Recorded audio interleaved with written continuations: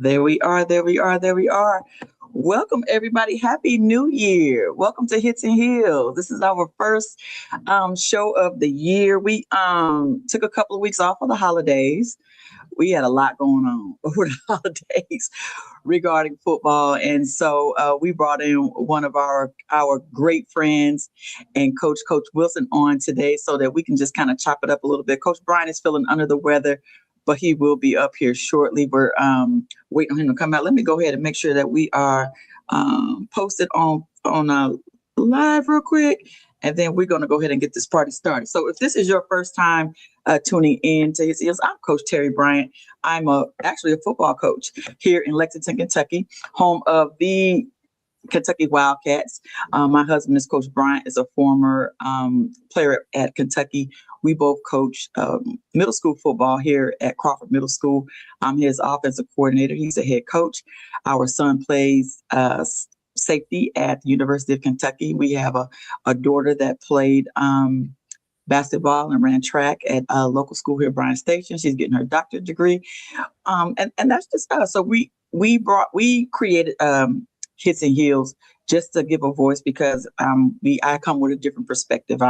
Again, there's no female football coaches, so I coach football. I'm a sports mom. I'm a coach's wife and a former athlete myself. So we just bring different perspectives. So today we're just going to talk all things football. We got the college football playoffs going on. We got the NFL player. We got so many coaching changes. But first, what we're going to do is start off with Coach Wilson. Coach Wilson's going to give an intro of who he is, and he'll tell you, and you'll see once you hear his intro why we brought him on today. Coach, thank you for coming on. Hey, Coach Bryan, I appreciate you letting me be on. Definitely a great invite. So Warren Wilson, former UK defensive back. Been around, coaching some high school, coaching some college ball. And, it's just a great privilege to be on with you and just talk about sports, So I've coached all throughout the central Kentucky area, had a good opportunity to visit what the talent is in Georgia from a college perspective, and then making my way back up here to Kentucky and helping these young athletes. So I'm glad, I'm ready, whatever we want to talk about.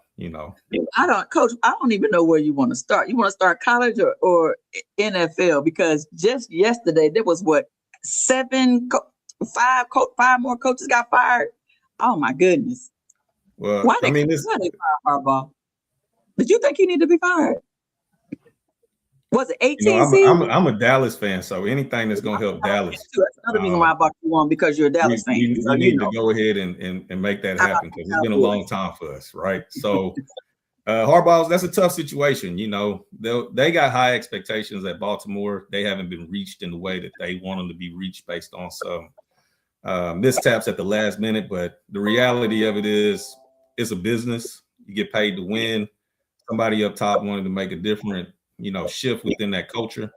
And I'm not going to say it's justified, but, for whatever it is that they want to see the future of Baltimore be, that was the best decision for them. So how they move forward, who they hire, how does Lamar and the rest of them handle that? I think it's going to be very unique as far as who is the new coach and how they adapt to what that offense is, that culture that has been rooted for a long time, and then they got to have somebody come in there and try to change it all. So Baltimore, I hope they win. They should win, but we'll see, right? We'll see. We'll see. So there's lots of people that thought that Coach Tomlin should have gotten fired. So do you think if they would have lost to the Ravens, do you think Coach Tomlin would have got fired? It's highly possible these days, right? You look at his record and you say that would be a bad thing to do. But at the same time, though, it's result driven, and that's where we're at. It's a lot of money involved. Even what you're talking about with the college perspective with NIL, there's too much money tied up into it now not to win the way people want you to win right now. So could Mike been fired? Yeah, he nobody is safe. That's what I would tell you. Nobody is safe. Nobody is safe. And so as a former college coach, or even as a high school coach in this day and age, I think it's trickling down. It would be. I wouldn't want to go to the next level to coach. I would say college coaches have it real hard right now. Definitely real hard right now. You can have everything right and still be wrong and jobless the next day. That is the reality of it. They can change the president, you're gonna be fired.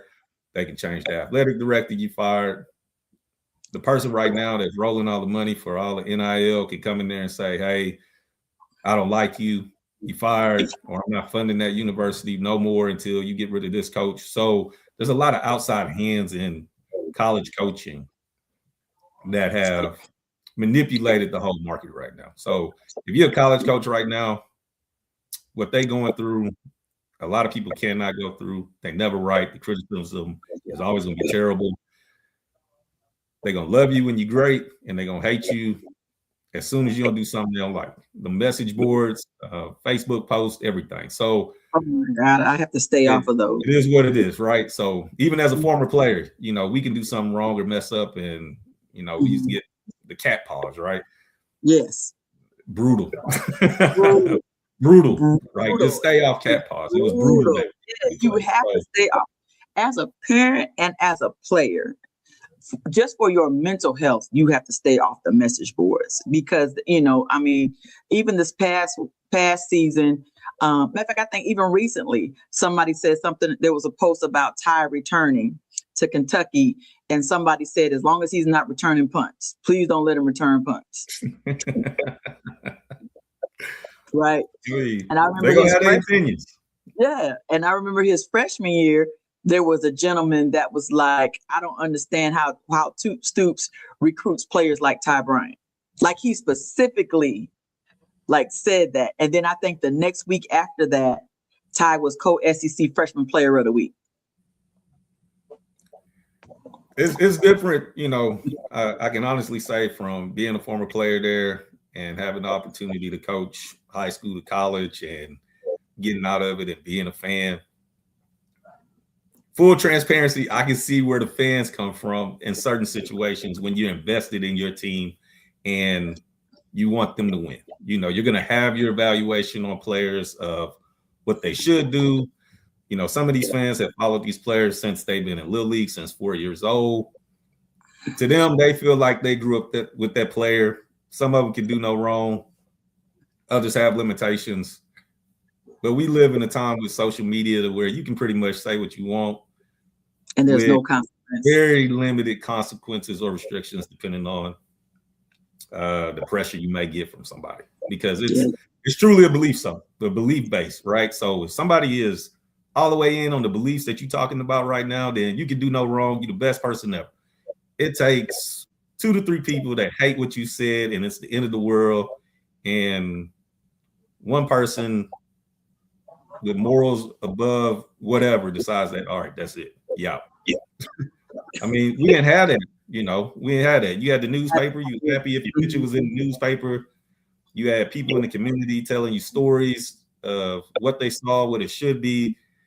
You had some critics, of course, because, you may have made it and somebody else kid didn't make it. But for the most part, the outside noise was limited and you didn't have as many active voices being able to share their opinion to the point to where it was detrimental and affecting the mental health of that player. Yes. Or, individuals' lives that are coaching that game. Mm-hmm. The parents of those players or the wives of the coaches, the siblings, so it's definitely a different environment, different tough skin. And a lot of coaches don't say what they really want to say. Real journalism during those press conferences or even the halftime or whatever, you're trying to make adjustments. They want to interview the coach.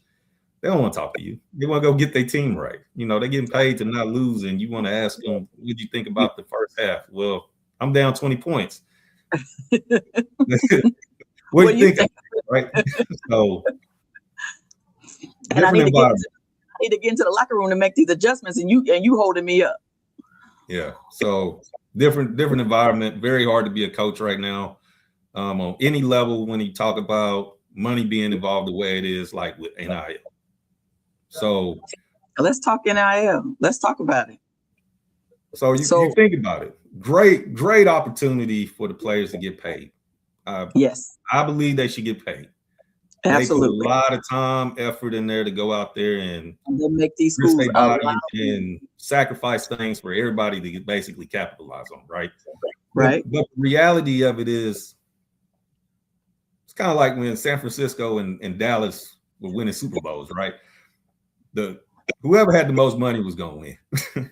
You know, there was a reason you had to get salary caps, right? You know, they was going to roll the money. So we're in the same situation. So to see, say, SMU be getting the death penalty way back then for the Pony Express, all that, to where we talking about a quarterback getting paid $4 to $7 million to be on a roster is insane, because I really don't know what quarterback is worth $4 to $7 million.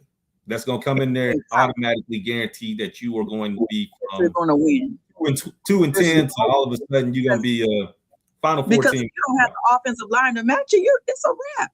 If you don't have the offense, if you don't have the offense and the players and the dogs to match it, you can't win the game by yourself as a quarterback just because they're paying you $5 million. So it's a situation right now where there are no rules for the most part. What you're going to see is a lot of teams are going to sacrifice whatever it is, their morals, in order to get what it is that they want out of this right now, right? Like, winning is everything. Winning is the objective, the goal. And what you're going to see is they don't mind paying what they weigh in order to win. And there's going to be some things sacrificed that a lot of people would probably be against. But the reality is that if you're not funding it, there's not really a lot that you can say about it. The person that's funding it is basically saying, hey, this is go. And, you know, if I'm me, you, anybody else is giving $2.5 million or rolling the money that they rolling into the institution in order to win games, then I don't want to hear about, hey, I want you to do this. I want you to do what I'm paying you to do and investing in these players to get done and not waste my money. And I want to see my return in my investment. That's it. So if you're a college coach right now, then you don't control the teams the same way, say, Nick Saban did at Alabama. Everybody doesn't have that luxury. That's the reality of it. And now you have outside influence that can basically dictate your job at any point, any moment. You didn't recruit the local kid. You didn't pay this kid as much as I thought you did. Hey, this kid didn't like this coach, so that coach needs to be fired. Fire this coach as well because he didn't do this. He said something wrong to me. My mama said you messed this up. This didn't come through. My dad said he didn't like the shoes you sent him based on NIL. My house is missing the big screen. I'm transferring. This is where we're at in certain parts of the sports, not all of it, but this is the entitlement of not only the players, but the parents right now within this particular profession. And now you as a college coach got to manage all these personalities and business transactions. So you don't have student athletes no more. You got transactional athletes. It's a transaction. You get what you pay for, and they're going to give you, some may give you what you invest in them. Some of them will, you know, get paid $2 million and play a little bit, get hurt, then dip. And they gone, and hey, they got paid, which that is part of the business. You know, you're gonna miss on some of that. So college coaches got a hard job right now. And, you know, if you're not in that profession, I would just say that nobody's gonna get that decision right. Like you're always gonna make a bad decision at some point that nobody's gonna like. And it's just a matter of how many people jump on that bandwagon, like say James Franklin situation, and you out. Right. Playoffs last year, lose to a couple of teams, you fired. It is what it is. Was a hero yesterday, a zero today. And even with James Franklin, so you let a coach there for 42 years and he only won 2 championships, and you're firing this coach after 11 years, he's been winning every year. He's been giving you, and I get it. I just got off this conversation. Matter of fact, Stacy, my girl Stacy on here was just talking about it in our last group with the Black Women Love Football. We were just talking about it. Again, nobody wants the mediocre records. Everybody wants to win, and nobody wants to settle for the mediocrity at this point. But I just feel like that everybody can't win. It's only can be one winner every season. It only be one. So that means you got way more people losing than you do people that are winning. And then it's difficult for you to put all the pieces together. It's difficult to put all the pieces together in order to win that championship. It's very difficult. Now, when I look at Indiana, right, and everybody's like, well, where did Indiana come from? Indiana came from because Mark Cuban helped them invest $65 million in just the football program. Not Indiana, but just the football program got a $65 million facelift. Right. And that's huge. That's huge. I mean, why wouldn't you? You should have a winning team after that. Right. I mean, but that's a situation where that program has made a huge investment to move forward in the right direction of what they feel is the best move for them as an institution, right? So very hard for them to swallow their pride, and they're not saying they're giving up on basketball, but they have definitely moved the needle a different direction, right? And when you think about that lets you know that they've realized there's a shift in the market. They understand that football is where you're going to basically bring all your money into this institution for this establishment to keep running, and that they have an opportunity to capitalize on something very quickly that normally they wouldn't be a part of. Like nobody would talk about Indiana football. So they get to change the narrative right now at a good time, and they are taking full advantage of it, not wasting the opportunity, and truthfully probably putting a lot of pressure on coaches. Like let's talk about Scoop's situation. It took really a spring and a fall for them to basically turn it around. And now, there's 2 years in a row in the playoffs, chance for a title. You can win now if you're investing right within the right players. You got the right culture, you got the right coaching staff, attitude, the support, fan base, top down president, AD. You can win. Kentucky can win next year based on the model that Indiana's using. That's the reality. That Indiana's using. Absolutely. Right. You brought in a new young coach, and he's bringing in a new young staff. They appear to be very innovative, and we'll see. I mean, we sat down with the DC, and we liked what he had to say. First of all, sorry I'm late. Kentucky just lost to Missouri. Had a chance to win it at the end, but I just want to say this real fast, and to both of y'all, I hope y'all got this cowboy conversation out of the way before I came up here. Oh, Lord. I just heard a little bit. I just want to make sure y'all got this cowboy conversation out of the way. If not, I can walk back off and y'all can finish it. How about them Cowboys? You start walking. No. How about them Cowboys? What's up, Coach? How you doing? Hey, I'm good. I'm good. Great to see you, man.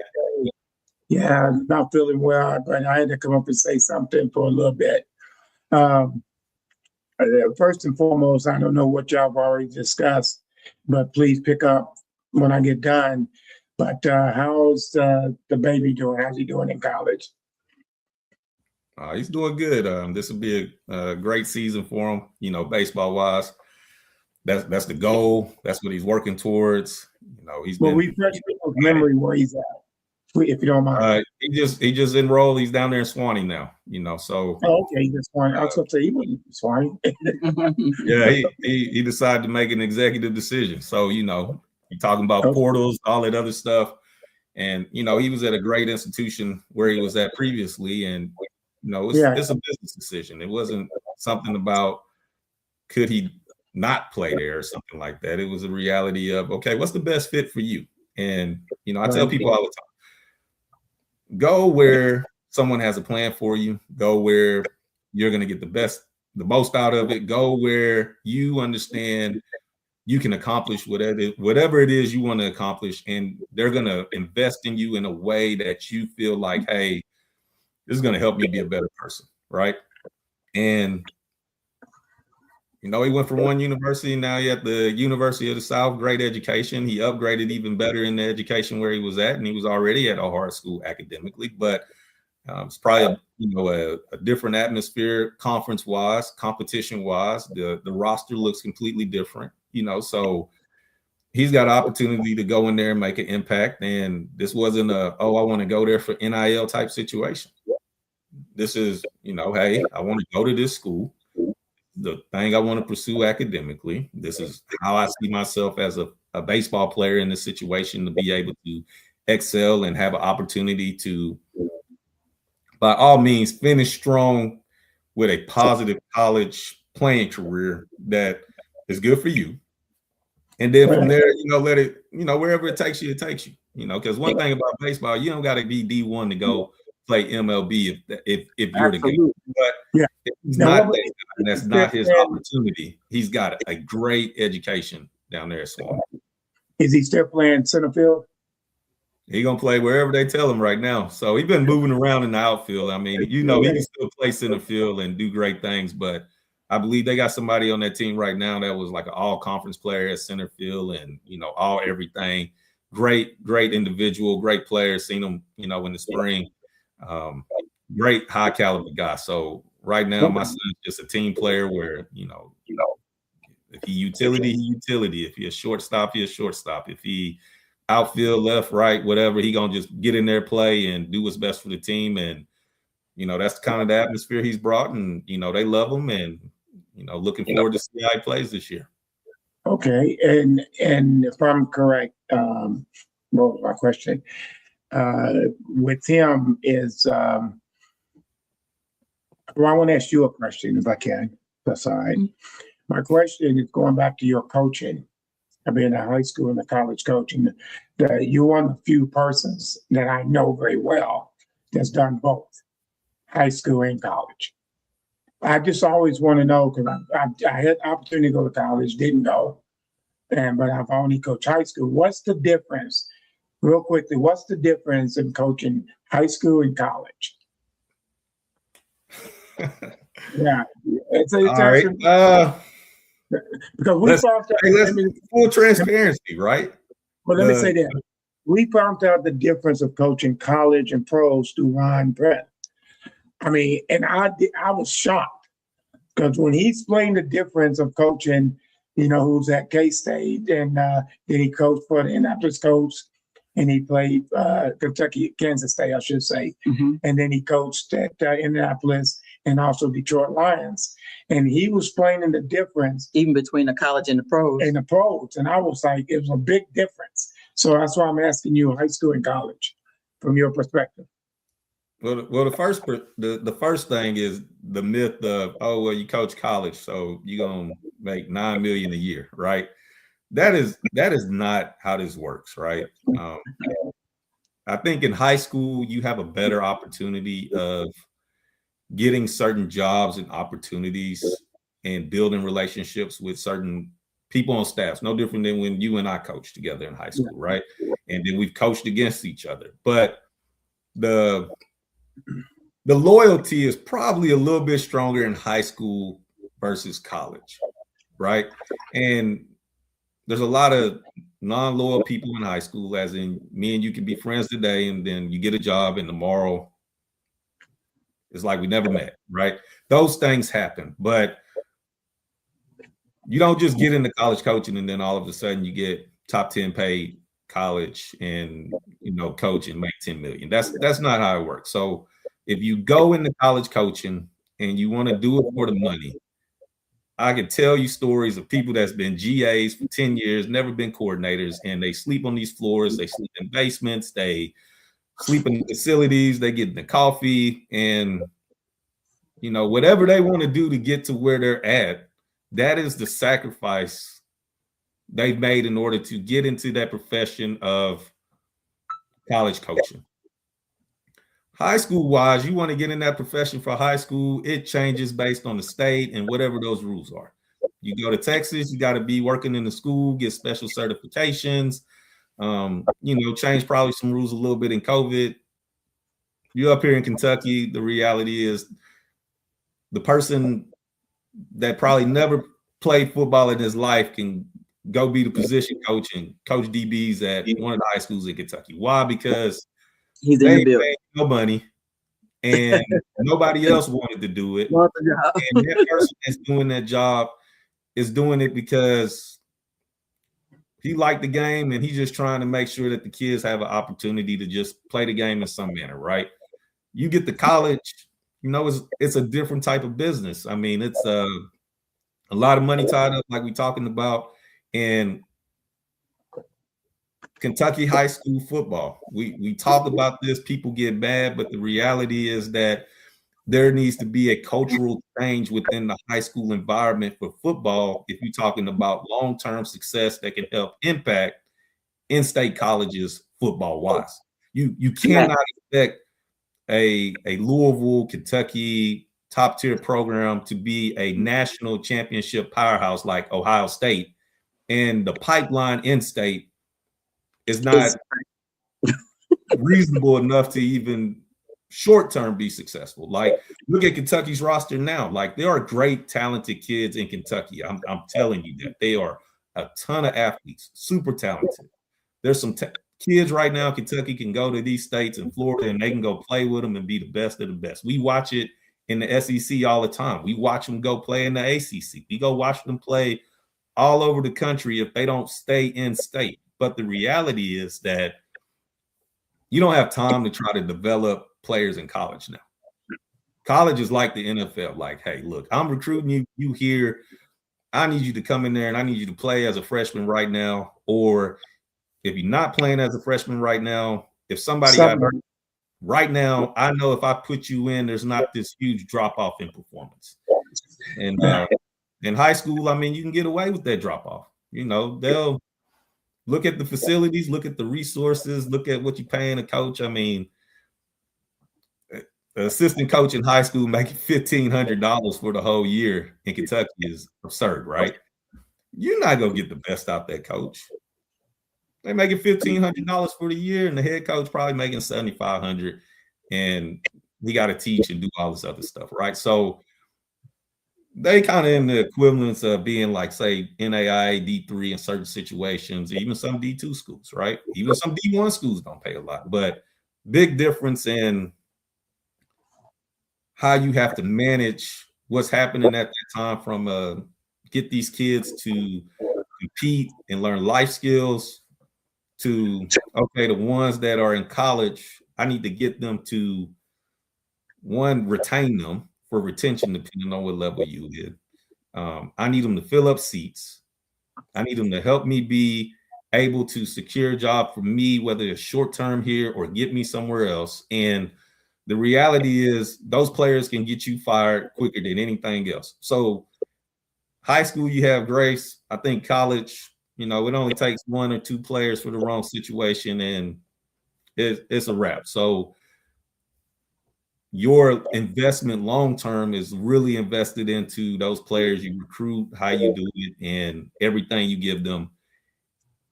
That's almost your extended family, but your main family right there. Like, you're going to know a lot about them and spend that time with them more than you would your own family. It's that time consuming.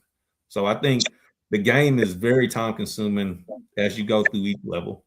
The sacrifice is completely different. The parents, I mean, you got the same parents in high school and college. And what I would tell you from recruiting is, a lot of kids don't get opportunities to go to college because of their parents, period. Oh, I agree. Like we end up watching your parents in the stands and, yeah, we ain't dealing with that. Cussing out the coaches, you throwing stuff, you getting in fights with the fans, calling them out on social media and all that. They watch all that. So I'm not saying you can't be supportive or critical at times. But if the parents act like that, then, you know, do I really have a lot of time to hope that the student athlete doesn't act like that? And now that it's NIL and they more transactional athletes, do I have that type of money to even waste on that investment? You know, so college and high school, in my opinion, the biggest difference is that you're talking about a different style of livelihoods, and the fact that unless you had a big high school program somewhere down here where, you know, you a national powerhouse, they know you like that, you're not gonna have nobody trying to blow your house up or, you know, throw eggs at the car, you know, trying to, you know, do harm to you in public and carry out certain things because you didn't win the game with Kentucky and Arkansas in 7 overtimes. I mean, you know, it's that type of environment. It's hostile. It's really hostile in college. And I think now it's even more hostile than it used to be because you got sports gambling. You got kids that make more than the coaches. You can't tell those kids to listen to the coach if they know whoever's bankrolling them that they can do what they want to, or if the coach don't do it, they get them fired tomorrow. So you got some of that high school wise, but the reality is there's a lot more money tied up into it. And that profession is a very hard strain on you as an individual coach in college. You don't see your family. The recruiting circuit has changed so much to where what we thought was a break time during that time is not even a break anymore. You recruit year round, D3, NAI year round, D2 for the most part. So when do you have time to really invest in you and your own family? And that is probably the biggest sacrifice in college coaching versus high school. Like, I don't like them kids in high school. I don't like their parents. You know, I can walk away. Wouldn't pay me a lot anyway. Like, who cares, right? In college, you get to the point to where you Power 4 or a good program, NAIA, and you're making, you know, 6 figures or a couple of million. You relying on them kids. And you better understand how to work with kids and what this market is right now and be able to adapt, or you here today, gone tomorrow. I'm not going to front. If knowing what I get paid now at the middle school level, and if I was getting paid anything over 6 figures, it's easier to deal with the foolishness. Yes. And I think that when you go to the next level like that, it's just easier to deal with the foolishness when you're getting compensated accordingly. I do think that Kentucky, I think Kentucky sports we're behind on a lot of stuff. No, certain schools. Well, in certain schools. Certain schools understand, and I say this all the time, if Fayette County would just listen, when your sports program wins, people show up and a lot of money comes. I mean, and that's a fact, because people like to be entertained. And the thing about sports, it's entertainment. I mean, I work all day. I want to go to a game and cheer, yell, be upset, emotion, and hang out with my friends, because I work all the time. So that's a great time when you actually do bonding with friends, is at a sporting event. You and I, 2 minutes from each other, if that. Okay, when do I see you? At a sporting event. That's the only time I see you, because you got your kids. I've got what I do. And it's kind of funny because there's a few schools in Kentucky that I said, if you look at their campus, it looks nice, high school. It's because they brought in a lot of money and people come. And Kentucky, Lafayette County, a lot of times don't get that. If your program wins, and let me just say a quick little moment. I went to coach at a middle school, was doing high school, had to finish up something academically, so I dropped down to middle school. This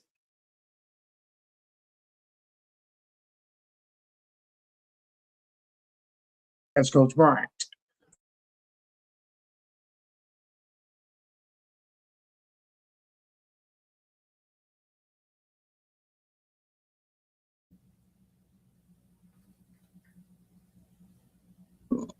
You might be frozen up a little bit, but I'm listening.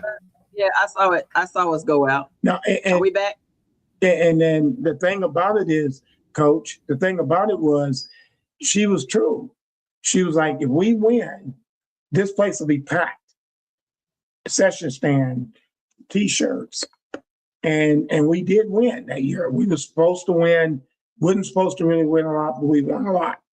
And then the next year they ended up winning the championship, the middle school championship. So 2 years in a row, she won. And when I see her, she's still a principal. She makes that comment to me all the time. She said, I will never forget that. And that's where you coming from, Texas. I mean, those programs win, and look at those facilities.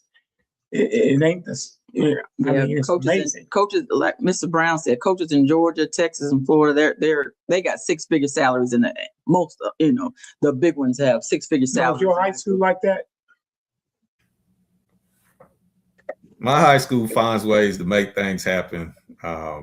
We got good facilities at my high school, right? We won some state titles, and we are not as relevant as we would like to be compared to some of the traditions, but we were fortunate enough in what I'm saying to have good facilities. We have indoor facilities. When I was in high school, we had a mini indoor facility, and that's in the early 2000s. So to have that advantage is great. Like, it did help us to be able to have a different place to go practice. But what I would say is kind of like what you said is we always love football, but it's amazing what happens when you hit a different playoff type caliber level, or you win some titles and the amount of money that flows in differently, right? So it is definitely different down there, but it's also some teams in Texas that they ain't no better than some of these teams in Kentucky. I mean, that's the reality of it. I mean, the state is huge. So yes, it's a smaller field in Kentucky, but there's some teams in Kentucky that can give some people in Texas a run for their money, or Georgia. I mean, it's just a matter of who you play at that time and, what happens, so it's not that, like we said, Kentucky doesn't have athletes. They have athletes, right? But the reality is them head coaches or athletic directors, or, they just coach PE, or they make six figures, some of them. They making great money. They got an abundance of coaches that work in the school. They got coaches that have middle schools that are pipelines to those high schools, right? They run the same plays. They have this program that's kind of built as feeder schools consistently, right? So there's some different values and things that they do differently down there, as well as Georgia and, even some schools in Tennessee or Florida, in South Florida. There's different things that are done to make those programs successful in high school, right? And from Kentucky's perspective, it's not really about the amount of schools in Kentucky compared to Ohio or, Michigan. It's really about, do you want to put the resources in to football the same way those schools have in those powerhouse states for football? Do you want to make football important in the state of Kentucky, like you have done with, say, soccer, baseball, basketball? Period. It's a right. So Kentucky's a baseball state. So it's to me, Kentucky's a baseball state. I mean, okay. They got a lot of people that find ways into the MLBs. There's a reason that hey, a lot of people will not play middle school baseball. Well, Lexington don't even have middle school baseball. Why? They want to be in the rec leagues. They believe the rec leagues are going to be better quality coaching to avoid the situation of what we see in high school coaching up here, of somebody going out there making $700, $1,500 for the year. Like, you're not going to develop my kid as a baseball player. So I might as well get the volunteer coach that really loves the game, that's going to do it for free. I can get them a gift card or whatever. And they going to give my kid their all to get to where they want to go, right? It's the reason we coached our kids in those sports. So it's more of, what does Kentucky want to do in order to move forward, to be able to be competitive from a situation of what we're talking about, even from a college institution, to be a playoff caliber team. And the excuse can't be that, well, that's a bigger state or vice versa. Like the reality is, we just don't put the resources in. We don't put resources in it. And I think what's good right now about Kentucky as a college program is that you're seeing a shift to some degree of the fact that it looks like we want to spend some NIL money, right? We have not really seen what it was that we would throw out for NIL. It was kind of really closed, right? No one really talked about it. We knew it was there. Players always been paid, but we're now going to see, hey, how much money is Kentucky football willing to invest in NIL with a brand new head coach, brand new staff, and how much is the institution itself willing to invest in order to retain those players once they get them NIL-wise. So we're going to see how much football matters to the state of Kentucky from a Big Blue Nation perspective. We know what football is in Louisville, as much as people don't want to talk about that. We know what Louisville is. We know what their pipeline is. We know they get kids from Florida and other places that have made them competitive consistently with low budgets. But we're going to see real quick, is Louisville on top? Is Kentucky on top? Is the money being invested worth it? Or, you know, we got some bad people, you know, so it'll be interesting. And the same thing goes for high school in Kentucky, right? Like you said, the programs that win in Kentucky, those people have resources that are invested in them and they take it seriously. The other ones, they don't. And we talk about the counties, we talk about all that, but, you know, it's really, you know, do you want to win in football or not? That's where it's at in the state of Kentucky. And you got small places in Texas, for example, that's just like these counties in Kentucky, and them people will cut their lights off and be at that stadium on Friday, pouring all their resources into them kids, watching them play, and they're supportive. Win, lose, or draw. You might not get, I don't know, the visiting team in Kentucky could come down the street 15 minutes away. You're lucky if you got 60 parents in the stands. Right? And then they stay right down the street, cross the street, and they're not going to the game. So that's how you got to look at it. You know, they got to put the money into it. They got to take the time to strategically invest in it.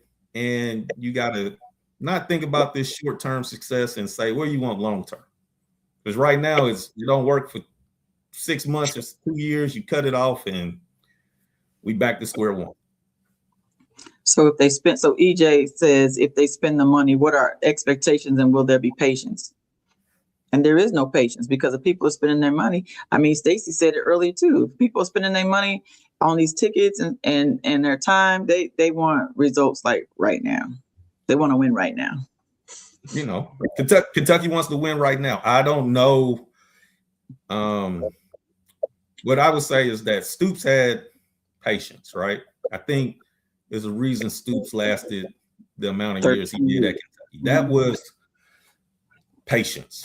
Patience to even watch us, go through the amount of offensive coordinators that we did and watch how they say, you know, you stay there long enough, eventually you'll be hated. That's what happened with Stoops. And it wasn't because he was a terrible coach. It was probably based on the fact that he could never get the offense going, period.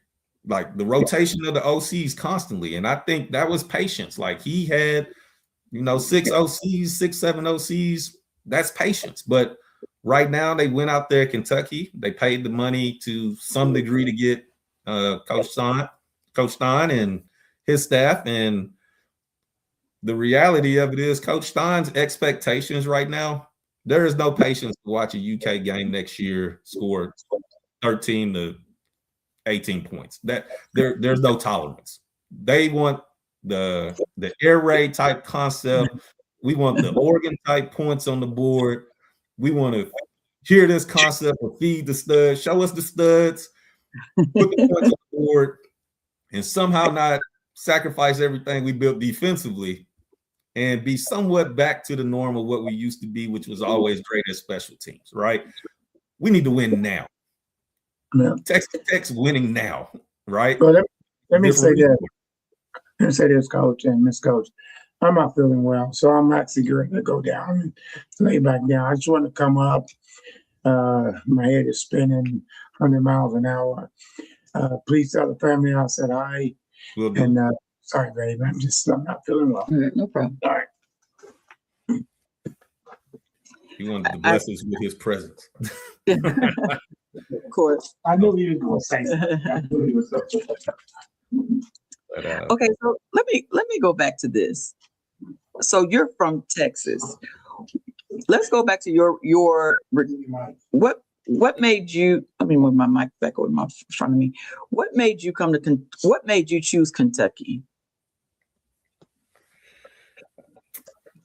There's a lot, right? Let me tell you, I did not choose Kentucky because I came up here and thought it was the most beautiful thing I ever seen, and it was just great college campus. Yeah. That is not why I chose Kentucky. I think they might have had 2 hospitals at best at the time versus the 30, it seems like now, right? Right. Kentucky and Lexington has grown tremendously since the time I got into Kentucky to now. But me picking Kentucky is probably more for the fact that, I'm from Texas, but the reality is my first game I ever seen in college was Louisville versus Kentucky from a stadium perspective, because I stayed in Fort Knox in that Radcliffe, E-Town type area. And, I had the opportunity to see a live college football game, and it was Kentucky and Louisville. So it's kind of ironic that I ended up back here, and that was not the plan by any means. I went back to Texas, and it was a huge culture shock of playing football, Little League in Texas, moving at the time frame of being a military brat, playing football in Kentucky, and seeing, okay, well, I learned a lot from how I played Little League in Texas to where I'm at now in Kentucky, and then trying to go back and acclimate myself within that environment, right? And learn very quick, okay, this is a whole different caliber of football from the time I was in Little League here to the Little League there to going back into Little League in Texas and Texas City where I was at. And at that time I came back and I was like, hey, I can play quarterback, which I could. I could throw the ball. I was great. I could hit all the little tires. I'm Tim Couch out there, right? That ain't how they play quarterback in Texas. Quarterback was like Lamar Jackson down there. I wasn't some of those individuals like a Charles Dodden or a Mike Jackson, to Irvis Hill. I wasn't that type of quarterback. So I had to adapt and realize, okay, I'm not going to play that position, right? I'm not a quarterback anymore. So when you talk about what made me pick Kentucky, that recruiting part was very hard for me because I did not have that type of knowledge of, hey, you need to go play football. You play football real well. You're going to go to college and you'll go play Power 5 at the time. At no point in my high school career before I got into high school and got where I was at, did I have my parents tell me, hey, you're going to grow up one day, you're going to be a Power 5 football player. I played football because I love football. I had some friends that encouraged me multiple ways. Some of them still bully me to this day. But that type of environment and being around those individuals to compete just made me want to play. So when it came to the recruiting part, I thought I was going to be a receiver where I was at. I thought I was doing good at it, but at the height, that wasn't going to work. So I wasn't really getting recruited to be a receiver. Got in some trouble, off the field, nothing crazy, but, something that caused me to say, all right, well, I got to leave temporarily. I'm going to go away. I'm going to go stay with my dad, do this. And when I came back, I didn't come back and say, oh, well, you're going to be the Z or the X receiver when I came back from 3 months ago. They're like, you don't got a job. There's 300 people on the freshman C team or whatever. You don't have a job. So when I got back, I didn't even know if I was going to go to college and play football, right? didn't know what was going to happen. Kind of focused on track, but came back, and I had a coach in high school who played with the Oilers, had been a quarterback for a while, and he was like, man, I really need a corner. And I looked at him. I was like, turned my nose up, and I was like, corner? Like, I don't play corner. I'm a receiver. Like, I went out there, and I'm routing your DBs up now is how I'm like, I'm not a corner, right? But I also had to make a business decision, and you know how they tell you to trust the process, and this is kind of the recruiting part and how it started. Trusting the process was there was a coach that saw enough in me athletically that thought that I would be capable enough to fill the void or the need at that time frame on a very touted, stacked team that year that ended up winning the state title. My first year playing corner. And I thought I was the worst person on that defense. Some people don't even know that story. I thought I was the worst person on that defense, right? Never played before. Just horrible, right? I got my best friends. I got my teammates. You know, somebody called a 2-yard pass. They were like, hey, man, you suck.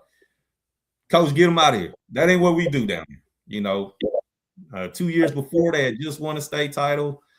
Came off a rough year after that state title. Thought they had a good chance to win it this year, which we did. And season's over, my junior year. We win state. We go undefeated.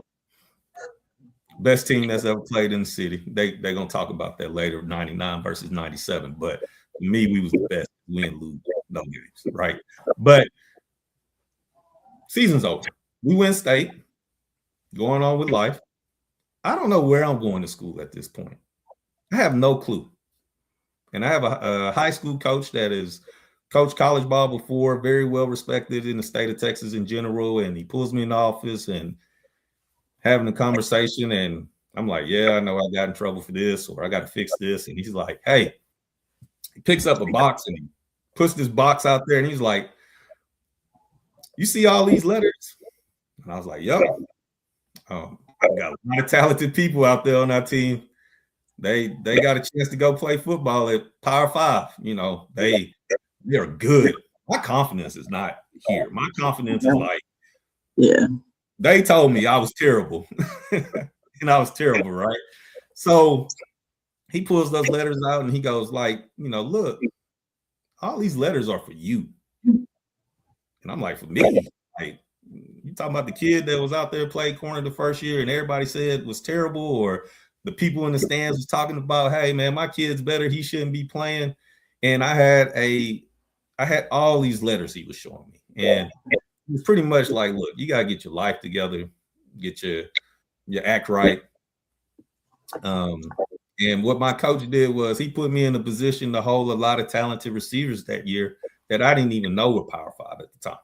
And I did really well against them and never played that position. And the investment was, if this kid can do this now from a recruitment perspective and never really played this position like that, what can we do if he just keeps learning the position and somebody could really coach him up?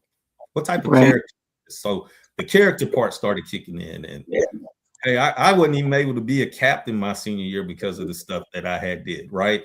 And I wasn't a bad kid, just didn't make good decisions. You know, probably shouldn't have went to that party, shouldn't have gotten to that fight. You know, that's the reality of it, right? Stupid decisions probably hurt some of my recruitment, right? Stupid decisions probably hurt recruitment from a lot of people within the same area as me, probably playing on the same team in the future, not understanding if we could all coexist, right? But one thing about recruiting that I learned very quickly is that there wasn't too much that they didn't know that was happening if they really, really wanted you as a player. So if you got a call and they said, how was your weekend? They probably already knew how your weekend was. Absolutely. Had a great weekend. They probably knew if you took a girl to the movies on a date. They knew if you went to a party and got into an altercation. And now the test is character-wise. Is this person going to tell me the truth? Are they going to tell me really how their weekend was, or are they going to tell me what I want to hear, right? So that kind of builds the relationship with those coaches. I would say in the recruiting process, being in Texas, you know, the SAT was really big. I didn't even know what the ACT was. I had no clue. Everybody took the SAT. That's what it was to go to school. So passed the SAT. Took me a couple of times to pass the SAT. I honestly did not apply myself. I did not think that I had to go in there and study for the SAT to pass the SAT. I thought I could go in there and just take the test and pass. Impacts recruitment, right? You know, you have people that want you, and then all of a sudden they drop off. You don't know why. You pass the test. Yeah. You know, so lucky for me, I did find the ACT, and I ended up passing the SAT and the ACT at the same time, right? So I can go to all these other schools. And I think at that time, if you was in the South, it was more SAT to get in versus going up north to get the ACT. I don't know none of this. My parents don't know none of this. I'm doing this recruiting process all by myself. I got two best friends right now. One ended up going to Tech, another one went to Houston, and I'm relying on them a little bit, my coaches and what they parents say, and you know, really all wanted to play together, and it fell through. And still tried to circle back, and in the end, the reality is through everything I went through at that time in that process, from the on the field to the off the field situations, good and bad. Kentucky had a lot of Texas coaches on their staff, and they did not ever waver on wanting me to be there. Even through the probation, whatever. They did not, with all the changes going on in Kentucky that time, those coaches were like, hey, we've recruited you this whole time. We want you here. And I had to make a business decision and say, hey, I know people up there. Maybe it's a good opportunity to get away. Maybe stay out of trouble. Excuse me. I shouldn't get in trouble. I mean, it's, to my knowledge, it's Kentucky, right? I went on the visit. I'm like, look, I got to find trouble to get in trouble is how I thought about it. Right. It was a good move for me. And at the time, Texas coaches, Texas kid, great opportunity. So I stuck with them the way they had stuck with me through everything that was going on. But I also had some things where if I could have stayed at home or played, or that would have worked out, I was probably a day late getting into maybe Texas Tech and staying at home. But I didn't have parents in the recruiting process to help navigate, hey, fill all these questionnaire letters out. Hey, take all these unofficial, official visits. Hey, go. This is the deadline for this. Everything I did to get in college, I did it within that recruiting part outside of my coaches and my best friends' parents, and a couple of guidance from outside telling me, hey, here you go. This is what you got to do. So it was nothing like now, in my opinion, what it is now. But my point is, you have a lot of players still that are in a situation like me to where I didn't have bad parents, right? Yeah, they just don't know. I didn't have bad parents, so I want people to understand that my parents were not bad. My mom was super smart, but they don't know. But my mom, realistically, probably went to, out of all the football games I played, I probably can count 4 that she's been to. She don't like sports. Yeah, she just didn't like it.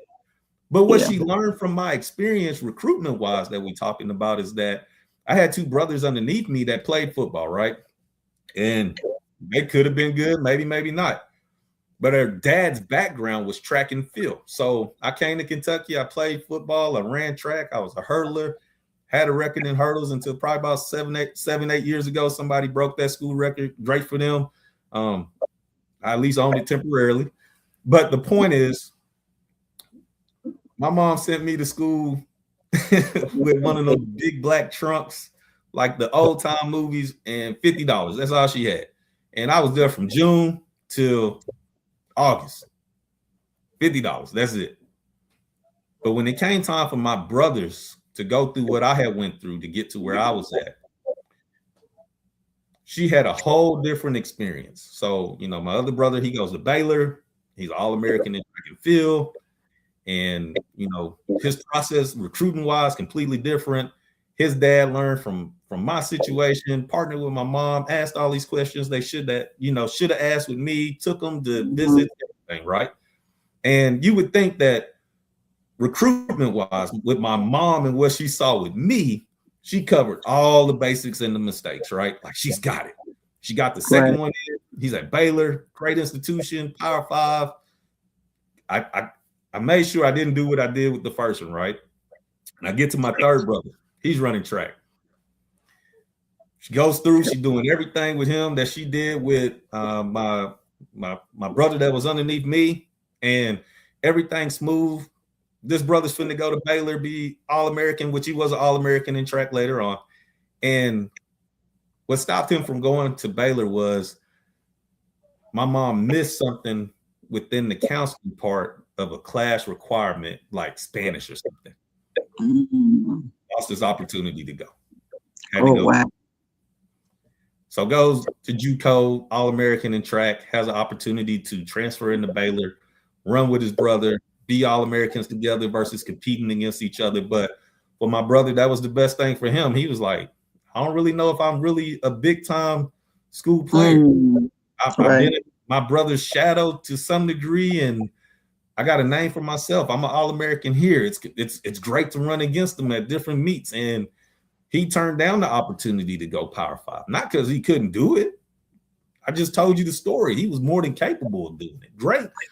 Triple jump, long jumper, and my other brother was a great sprinter, and he was a great sprinter, and he wanted to stay at a smaller school, and that was what was best for him. So when you talk about my recruitment, that's how I ended up at Kentucky.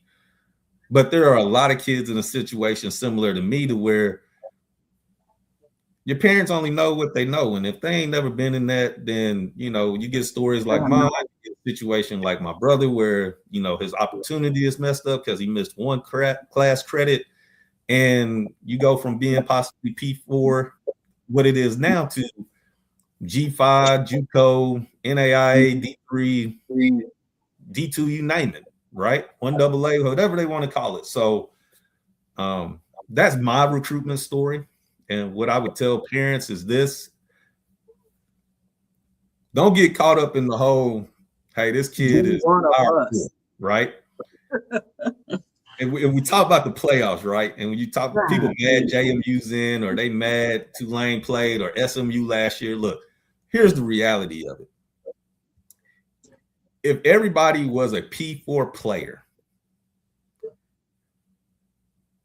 Kentucky would be winning like Alabama was. Facts. It wouldn't take Vanderbilt this year like this to have these wonder years hit and miss, right? And my point what I'm saying is this: you may not like G5 being in the playoffs, but there are a lot of Power 4 teams that missed on recruits that really have G5 or less talent. And this is where you start seeing the physical attributes, wins and losses, and coaches play a huge part on this because they recruit them and evaluate them. But the point is, going P4 don't mean you should have been P4. Probably could have been G5. And there's a lot of G5 people that really probably should have been P4. And it could have been as easily as a miss from the story I told you, to where their parents didn't fill out a questionnaire. Coach said, send this back, and they didn't know how to send it back, fax it back, right? They faxed it too late. They didn't ask enough questions they should have asked. So that's what I would tell you about the recruitment process and how I ended up where I was at. Yeah, I think that there's a lot of factors that people don't really understand. I mean, you could be at a school that's not winning, but you're a dog, but you're getting overlooked because your team wasn't winning. Again, the part about the parents just not knowing what they don't know. A lot of times you get like, I remember Ty got his first recognition because he went to the what is it, the Heart of America? I think, is it the Heart of America in Indianapolis every year, combine or whatever like that. But if a lot of parents can't get you to that, you won't be able to get that type of exposure. Right. So then how else do you get, look, everybody doesn't have a coach, a Coach McPeak that is adamant and intentional about getting his players into college. All coaches aren't like that. We had a coach here at Henry Clay that was there 30 years, was winning, and didn't give a dang about players getting in college. We've seen them that should have been in and didn't get in there unless they were just absolutely, amazing, right? And so, and then they just got there by default, not because the coach helped them to get there. Right. So a lot of parents just miss out on the opportunity because they just don't. Like I said, my parents didn't know what they didn't know. They just had no idea. I had no idea about, when I look back at it now, I'm like you, I had boxes and boxes of letters. And I remember college coaches coming and taking me out to eat, and we had conversations, but I never remember anything else about making a decision about playing ball anywhere or anything like that. And all I know is I decided to take my academic scholarships. Because it's like that. I mean, if my two best friends, EJ and Roy, we out here with boxes of letters, and all we cared about at some point was just trying to see who can fill all four sides of the room and the roof full of college letters. I can tell you honestly, it's a whole lot of letters I never opened and even filled out the application part. I just used it as wallpaper, right? I had already kind of narrowed down where I was going, but them two, EJ and Roy, like, the three of us, you talking about getting certain places and stuff, man. I remember, EJ's mom would take us home for practice, feed us, and drop us off. Those things were huge. I could go to Roy's house and Tom and Jerry on foot, and me and Roy got stories of going to the gas station eating Chester chicken after practice, and that ain't healthy food, but those were the memories. But those things helped within my recruitment because those other two individuals, being Roy and EJ, both were on the same wave of being able to go where I was going. So when they say birds of a feather flock together, absolutely, three of us made it because we had like value goals, and absolutely, three of us helped each other in different ways that we probably don't even know until now, right now, how impactful it was. And determination probably kept us out of somewhere we shouldn't have been, or we learned from that mistake, or we pushed each other and practiced different ways. And all our parents at some point helped within the process to influence our decisions to keep us where we was at from that recruiting perspective. So I owe a lot to them. Truthfully, I may not be playing. I told you, I never even thought about going to college to play Power 5. That wasn't even on top of my radar. I really thought, if anything, I was going to go to college, I was going to be a hurdler. And the real question was, how was I going to pay for it? Didn't know. So it was a blessing in disguise for me. Gotcha. I think that's what I like about Ty. All Ty's best friends, all are, elite athletes as well. So it was easy for him to be around that. And I think even though they went to different schools, I think they were able to kind of push each other. Now, Mr. Brown said that do former retired NFL players need to offer their expertise that reside in the state? How many former NFL players do we have in Kentucky? I can't give you that number off top. I would be lying. The only one I know of here in Lexington is Coach Penn at Sayre. I would say that there are more than enough. There are more than enough players that had opportunities that played in the NFL, from practice squad to making the roster and making huge impacts, that are within the state of Kentucky, that could definitely offer their expertise. And them offering their expertise doesn't mean that all of a sudden programs will win. I believe part of the issue with the expertise is that you have to have people willing to listen, to understand, and step out of their comfort zone and let someone else take the lead, right? Like, hey, this person played. This is what worked in this situation. This is the particular skill set. Let them do what they do best, right? And that doesn't mean all of them are going to be great coaches, but you still have to allow them the opportunity to help where they can help.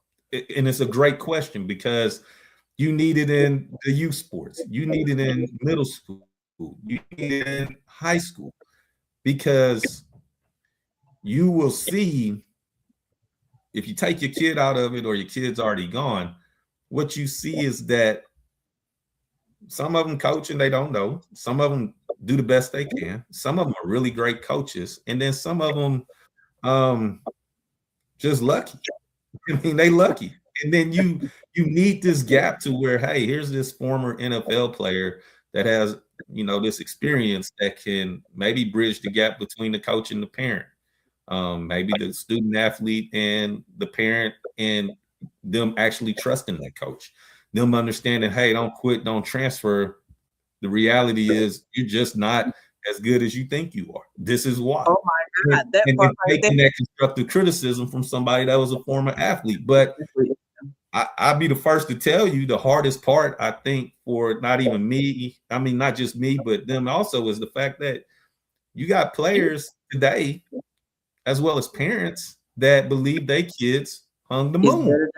And the person that played in the NFL doesn't know what he's talking about for anything at the position that your kid plays. And I challenge those individuals that want to go back and help and just say that that's probably your biggest barrier, is going to be parents and kids that don't want to listen to something because they're going to be like, oh, that's in the past. That was a long time ago. But if you can get past that mental part of investing in them for the right reasons and doing it for the right reasons, then I think it's the best thing that can happen to a lot of programs that don't have the resources to pay those coaches or get those coaches in school that really know football, So I would definitely try to volunteer and be around and active as much as possible.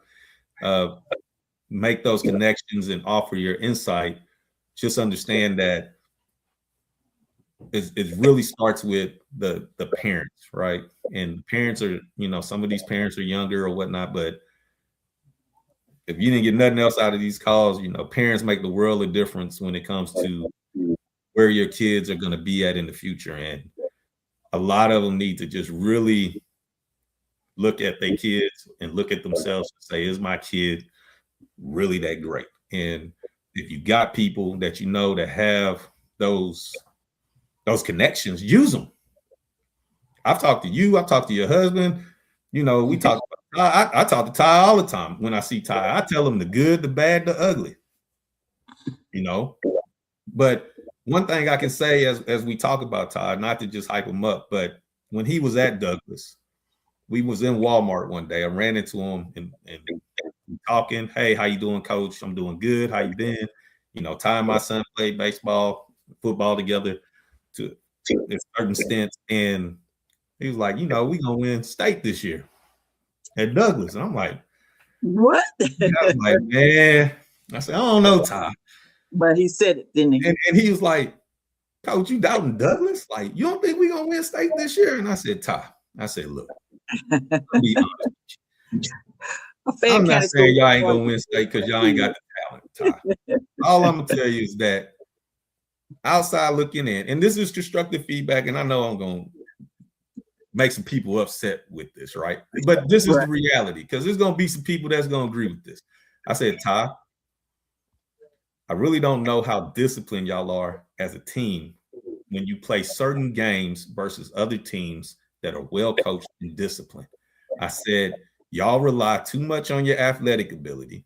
It seems like the preparation that you have during the season to get to that point kind of falls off, and y'all kind of get the big head.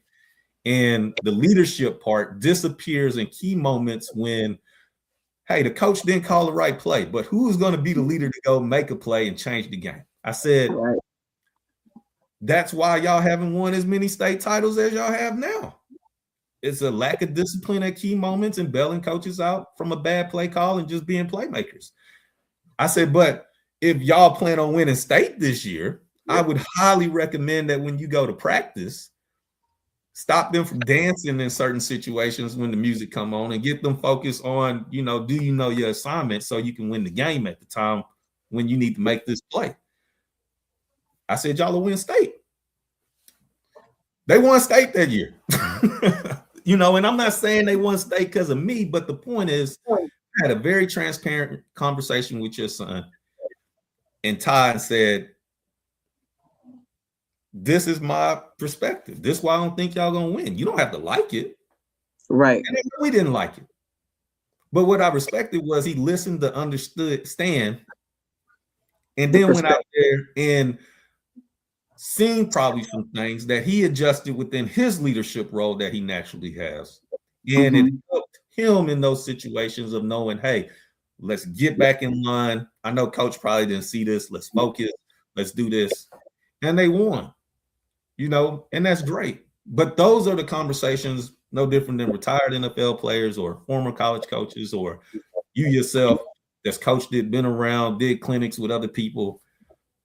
Parents have to be receptive to that information as well as the player. And the player is only as receptive as the parent. So I would love for them to come back and offer their insight from an NFL perspective, because that's a resource that we don't have the money to pay consistently across the board within the state, but it's a resource that we have people available that can offer that area expertise that know more than me in certain positions in areas. That would be very beneficial to these student athletes today in order to navigate what they are going into, not only just recruiting, but even NIL, because who knows contracts better than those NFL players to tell you what they did wrong or what they didn't, like the quarterback at Washington, whatever, right? Going in there, signing the contract, he's good. Then all of a sudden he want to dip. There's a clause because he didn't read it. And it's like, no, you stuck, or your parent didn't read the clause, or you didn't have an agent to read the clause. His parents missed it. He missed it. He's stuck. And it's a good lesson, because that could have been avoided with somebody with NFL experience that is telling you that, and you didn't want to listen to me for the NFL. But here's somebody that did it, and if they listen, that probably doesn't happen, or he doesn't sign that contract. So I think they need to come out there. Okay, so where do you think? I don't know what to ask, because I just think the whole. I'm like you. I like the NIL. I like that they can get paid. I think the biggest change I would like to see is I would like them to go back to, you have to sit out a year. I'll give you one pass to transfer, but this transferring every year, I think is some foolishness, And so then again, just think even this year, if you only had 1 year eligibility left, who we still would have had on our. We wouldn't have lost Dane. We wouldn't have lost Bryant if it was still just one. Well, maybe this was just their one time. So I guess this would have been their one time. Right. But at least you wouldn't have had the multiple, the every year. 4 years at 4 schools, and then when we talk about like the schools like Vandy and the success that they have, he did 2 years at junior college, and then he got 4 years. So you've had 6 full years. You mean to tell me if you go back and you was able to have 6 years at UK that you wouldn't have been a man when you was already the man? So the whole 8 years and 9 years, you're supposed to be good. When you're playing against kids that are coming straight out of high school, you're supposed to be good at that level. So I just would like to change that stuff. Or even like in high school, like even here in high school, we have an age limit. You can't be over the age of, 19 on September 1st or something like that. Then you're considered just too old. And I think that should be, because I get it. There's some kids that get held back. We got lucky that Ty was able to reclassify because he was young. But I think there's just to be an age limit, because at that point, I don't know if they can do age limit. I remember, I don't know. I think Kelly Washington was like 26 playing at Tennessee. Yeah, that's what I'm saying. I was like a grown man, and I was 19. Man, yeah. But I do believe that with the transfer portal, I don't know if they can limit it to a year based on the way coaches kind of jump, but there should be a situation where if you see a kid that has more than if this is about to be this kid's 3rd or 4th transfer, then if they don't have the credit requirements to transfer over to the school that they're even interested in, then they should deny the transfer, because all these kids' credits aren't transferring from school to school, right? No, and now you're not looking at student athletes. You're looking at, like I said, transactional athletes and making it go from college amateur to more semi-pro. So if you want to do certain things to limit transfers, then, I think in the NIL clause, you need what happened to the Washington quarterback in the fine print that you were very upfront about, right? Not trying to trick anybody, telling them, hey, when you sign this, you understand that you waive the right to transfer for at least 2 years, right? 2 years. Hey, when you're in a situation and you have jumped from D2 to G5 to go to Power 4, right? Once you hit Power 4, you've already transferred twice. Unless there's a hardship to say your coach got fired or he left to take another job, or you have some type of medical family, whatever, you really need to go back, right? Like waiver wise, then you got to stop. There's no reason the kid should be able to transfer 7 times. And it's not the same concept happens in basketball, right? They'll say high school basketball, they go from this prep school to this to that. Like they should stop it there too. But that's a situation where they got to look into that and try to figure out how they want to regulate that going forward, from transfers to, NIL tampering, like what you see in certain situations. They have to figure out, do they want to regulate it? I don't know. They may like it like this, right? They may like it the way it is. It would be tough to coach. It would be tough as a coach for me. Yeah, but I mean, you gotta figure out what works best for you as a college coach and work within the rules that you have. But I would honestly say that, the kids that transfer 4+ times, you kind of exhaust your eligibility because you need to sit out a year. If you transfer for the 4th time, you got to sit out a year and a half. You may miss the spring and only can play the fall to prove yourself. Was it worth it? Like there has to be something to it, and not try to compare this to the job market and just say, well, you can jump from this job to this job. And, like there's consequences in that for us as adults. I mean, we jump wrong sometimes, right? And you out of a job. They should be in the same situation like the 4,500 players in the portal now. Some of them were lucky to be P4, will never get back to P4, and lucky they get to play D3. Yeah, and let's be honest. Some players in the portal that were forced in the portal. There's a lot of players where they're, we're not renewing your scholarship this year. So that's a good question. All right, say you run into a situation where you got a kid that's had multiple transfers and he's forced into the portal, right? Well, I mean, if he's already transferred 4 times and he forced back into the portal, then he's probably done. I mean, it is what it is. Like you might want to try a different avenue. That's not me trying to say you won't make it. I'm just saying, go train for the league. Then this ain't gonna work. If you train, you make it, great, right? The kids that are being forced into the portal, that is a different exception, especially if they should look at the coaches and hold those coaches accountable. Like if you're forcing that kid to get into the portal, especially with all the transactions of NIL, then yes, they should be granted the opportunity to transfer without any restrictions, because you are agreeing that, hey, this person cannot help me at the program they at where we're at right now, and I'm not going to pay them. So let's give them an opportunity to go somewhere. Have the opportunity to go where they want unrestricted. Like, so yes, it's tough right now. I mean, we ain't even talking about high school kids trying to get in there. 4,500 in the portal. Right. So that's a lot of kids. That already limits the number of high school players that are going to get an opportunity to the next level. If I'm a college coach right now and in a P4 school and I get the opportunity to pick kids, I'm going to go to the portal. I'm going to want other Power 4 players in the portal. I'm going to want that G5 player.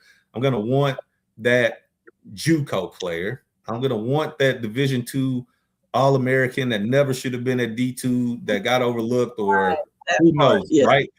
I'm going to take that kid. And by the time I get to that, I haven't even got to that kid at prep school or IMG. So if you're a high school player, like I said, you got to be very special right now and be able to make an impact as soon as you walk on campus, or you definitely next man up in order to play with the way they paying players right now. And this is the reality for parents right now to understand that no matter how good your kid is right now, how much you believe they should be powerful, if that kid has an opportunity to play college football somewhere, at whatever level, if they want to pay him to play there, and it could be D2, whatever. Let him go play. Oh. And be like the one coach, I can't remember his name. He's out there in the West Coast somewhere, but he pretty much told them kids in the recruiting portal, hey, if you come here and you play really, really well, and we win a lot of games, I'm going to get a better job. Yeah. You're going to get paid a lot of NIL money. So come play for me. That's a great recruiting philosophy. Great recruiting philosophy. Yeah. It's great. Yeah. You know. Yeah, that's a great recruiting philosophy. Absolutely. Well, listen, we've been on here almost an hour and a half. I didn't realize it was that long because I told you I can just talk all day. So while I have you on here, I have this question that I usually ask my guests all the time is there anything that you wanted to say publicly that you've never had an opportunity to say? That's a good question. That's a great question, right?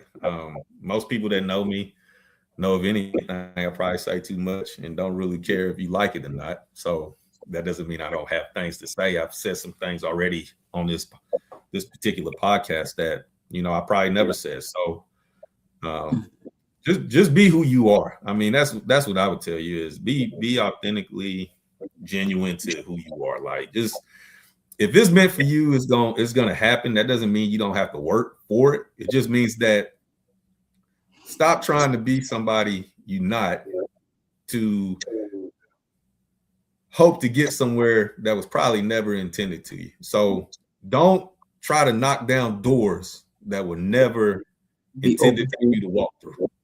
Instead, be who you are. And when those doors start opening for you, walk through those doors and be the best version of you that got you the opportunity to walk through those doors. Stop trying to be what everybody else wants you to be. Be you. Because I can honestly say I had an experience in college where I had a college coach tell me, you should be more like this person. And I looked back and I was like, I don't want to be like that person. And the conversation was, you have great leadership qualities, but we really want you to lead like this. So let's just say it's a Martin Luther King versus a Malcolm X type situation. Right. Great analogy. And I literally just said, I'm not going to comply. I'm going to be me. And wherever the chips land, they land. And, you know, I'm going to be true to who I am. And that's a great lesson, because those are the things that get talked about behind closed doors that you never see now, that will happen to your kids in those situations. The same way your kid may not be playing in college because they're going to sit at the table and somebody going to say, hey, what about this kid? Should he play this week? Everybody think he should play. Everybody think he shouldn't play. That happens in college all the time. And you might be the best player and you might not play because somebody sitting around the table said you didn't get enough votes, so you don't start that week. I would tell y'all that I've never told anybody, right? So you think it's a real game, right? And good luck, parents, and good luck. It's brutal. It's brutal. But there's a lot of positives for it too. Just understand you got to take the good with the bad, and if somebody got experience or insight for you, listen to understand, and you know, take it for what it's worth and make it work for you. That's it. That's it. That's a good question. Mr. Brown said there was Stoops has two OCs that are doing great. Liam Coleman and Shannon. Who was Shannon Dawson? Miami's offensive coordinator. Was that Kentucky? Yeah. You know why they're doing great? They're doing great because they don't have to. They are being themselves. They ain't worried about trying to call the plays to appease whatever it is that's happening. They're great at calling plays, which is what got them hired to be in the situations they're doing as offensive coordinators. They're not being restricted or worried about if they call this, it's the end of the world. That's the reality. People don't want to talk about that at Kentucky. They're doing great, like most OCs that have left Kentucky. And it's because they get to do what they love to do best, and they ain't got no restrictions. And whoever that coach, one's a head coach, so he can do what he wants to, and the other one has a coach that can trust that he is going to do what's best for the team making these calls. And if I need to intervene, I will tell him, but I'm still going to let him make the best decision for us to win the game, and I trust him. That is the difference. That's why they're being successful. Yeah, I was surprised that he was one of the coaches that didn't get fired. Which one? Miami's coach. You know, hey, that's patience.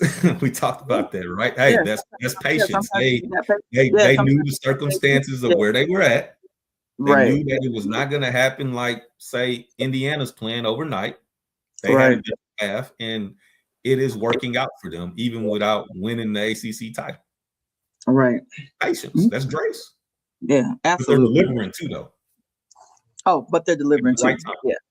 I mean, at the right time. I mean, I hope they win. Who do they play? Who the Jaguars play?